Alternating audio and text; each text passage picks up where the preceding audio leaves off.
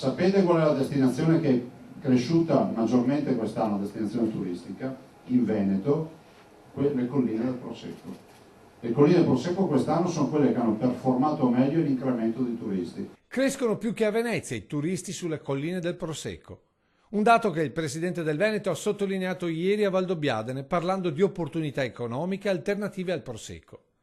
Un prodotto peraltro che continua a crescere stando agli ultimi dati.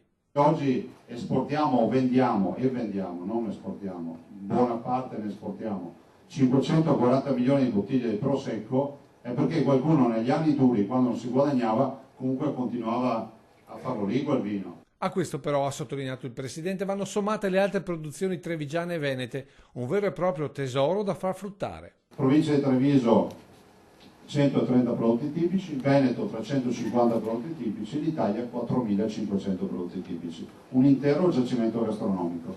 Vi dico questo non per farvi notare che so i numeri, ma per dirvi un'altra roba, che la prima industria in Veneto, a dispetto di quello che si possa pensare, è il turismo. Un settore che tra queste colline sarà ulteriormente incentivato con l'UNESCO.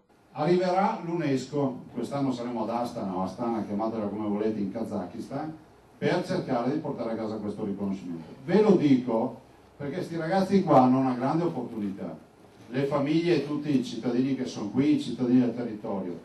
Vi do solo un dato delle Langhe: le Langhe è patrimonio dell'umanità, è un territorio del vino, ha decuplicato le presenze turistiche, ma se noi qui decuplichiamo le presenze turistiche, bisogna essere campeggi ragazzi, bisogna portare le tende.